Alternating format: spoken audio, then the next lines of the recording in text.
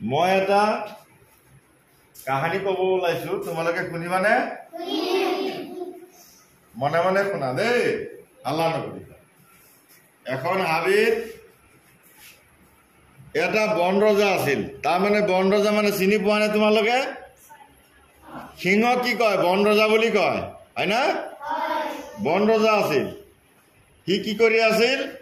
সদায় 8টা 9টা 10টাকে জীৱ জন্তু মাৰিছিল, বধ কৰিছিল।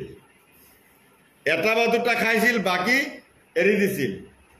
এনে কৰি থাকোঁতেই বাকী জীৱ জন্তুবিলাকে কি কৰিলে? ভাবিলে যে বন ৰজাই যদি সদায় এনেকৈ আমাক নিধন কৰি যায়, মাৰি যায়, অলপ দিনতে আমি শেষ হৈ যাম। গতিকে আমি সকলোৱে বহি এখন সভা কৰি এটা নিৰ্ণায়ক ভূমিকা লওঁ। এইবুলি এখন সভা বহিলে। সভাত তেওঁলোকে আলোচনা কৰি সিদ্ধান্ত কৰিলে যে আমাৰ বন ৰজাক আমি প্ৰত্যেক দিন তেওঁৰ আহাৰ হিচাপে এটাকৈ জন্তুক আমি পঠিয়াম। কেইটাকৈ জন্তু পঠাব কৈছে? এটাকৈ পঠাব। তেতিয়া বাকীখিনি বাচি যাব। এইখিনি আলোচনা কৰি বন ৰজাক ক'লে, বন ৰজা মানি ল'লে। বন ৰজাই কি কৰিলে? সিদিনাৰ পৰা আৰু নিজে কোনো জীৱ জন্তু মাৰিব নালাগে, ধৰিব নালাগে। তেওঁ ঠাইত বহি থাকে।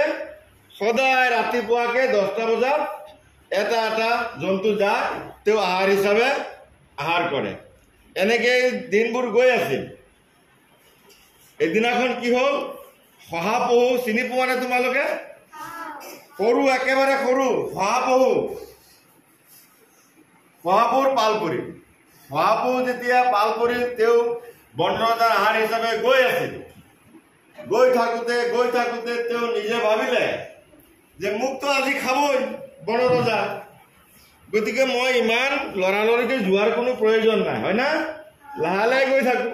মই যদি মৰিমেই আজি, মোক খালেতো মৰিমেই, হয়নে নহয়? এনেকৈ গৈ থাকোঁতে অলপ দেৰি হ'ল।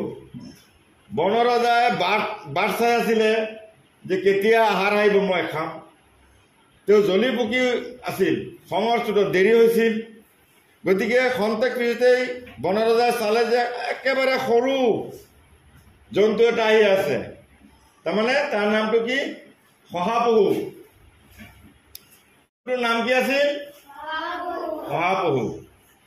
তেওঁ যেতিয়া বন ৰজাৰ আগত গৈ হাত দুটা ওপৰত উঠাই ক্ষমা বিচাৰিলে। কি বিচাৰিলে?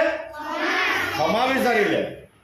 তেতিয়াই বন ৰজাই ক'লে, কি হ'ল মহাৰাজ? মই আহু থাকিতে আপোনাৰ নিচিনাই আৰু এজন মহাৰাজ মোক বাটতে আগভেটি দি খাবলৈ চেষ্টা কৰিছিল। মই যেনে তেনে তেওঁৰ পৰা বাচি আপোনাক খবৰ দিবলৈ আহিছোঁ। এই কথাবোৰ শুনি সিংহ ৰজাৰ কি হ'ল? খং চুলিৰ আগ পালে, হয় না? খং ক'ত উঠিল? চুলিৰ আগত। দেখাত জন্তুটো সৰু আৰু পলমকৈ আহিলে আৰু খবৰ এটা লৈ আহিলে। তাতে খঙত জ্বলি পকি সিংহই কি ক'লে? শহাপহুক যে বোলা ক'ত আছে মোক দেখুৱাই দিয়া। তেতিয়া শহাপহুটো কি কৰিলে?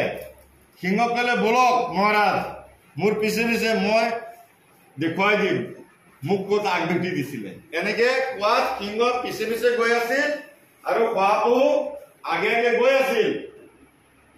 কোনে আগত গৈছিল? শহাপহু। জোৰে কোৱা। শহাপহু। সিংহ পিছফালে পিছে পিছে গৈ আছিল। তেতিয়া ৰাস্তাৰ কাণত কি আছিল? ডাঙৰ কুঁৱা এটা আছিল। কি আছিল? ডাঙৰ কুঁৱা এটা আছিল। শহাপহুটো বুদ্ধি কৰিলে, এতিয়া সিংহ ৰজাক ক'লে, মহাৰাজ আপোনাক চাই এই আপোনাৰ নিচিনা আৰু এজন সিংহ এই কুঁৱাটোত সোমাই গ'ল। এই কথা শুনি সিংহ ৰজাই কি কৰিলে? জাপ মাৰি কুঁৱাত উঠিলে। উঠি যেতিয়া তলত পানীৰ ফালে চালে, আমি যেতিয়া পানীৰ ফালে চাহ পোৱাত আমাৰ ছবিটো পানীৰ তলত যায় নে নাযায়? যায়। কিন্তু আমি কি বুজি পাওঁ? আমাৰ চাহটো পৰিছে, হয় না? আমাৰ চাহটো পানীত পৰে নে নপৰে? পৰে। তেতিয়া সিংহই কি কৰিলে, যেতিয়া কুঁৱাৰ চাকত উঠিল তেতিয়া তাৰ চাহটো ক'ত পৰিল? পানীত, হয় না? পানী যেতিয়া পৰিলে তেতিয়া সি ভাবিলে যে সিংহ ইয়াত সোমাইছে নিশ্চয়, তাৰ নিচিনাই আৰু এটা সিংহ আছে তলত, পানীৰ তলত, সেই বুলি সি জঁপিয়াই দিলে। জঁপিয়াই দিয়াৰ পিছত কুঁৱাতে সোমাই থাকিল। তো কুঁৱাত যেতিয়া সোমাই গ'ল সিংহ, তাৰ পৰা আৰু উঠিব নোৱাৰিলে, তাতেই মৰি থাকিল। শহাপহুৱে কি কৰিলে? তেওঁৰ নিজৰ বুদ্ধিত ইমান ডাঙৰ সিংহ ৰজাক বধ কৰিলে, হয় না? আৰু এই হাবিত থকা বাকীবোৰ জন্তুৰ প্ৰাণ ৰক্ষা কৰিলে, হয় না? কি কৰিলে? বাকীবোৰ জন্তুৰ কি কৰিলে? প্ৰাণ ৰক্ষা কৰিলে। এতিয়া আমি সাধুটোৰ পৰা কি বুজি পালো? যে নিজৰ বুদ্ধিৰ বলত নিজেও বাচিব পাৰো, আনকো ৰক্ষা কৰিব পাৰো, হয় নে নহয়? সাধুটো শুনি তোমালোকে ভাল পাইছা না? ধন্যবাদ।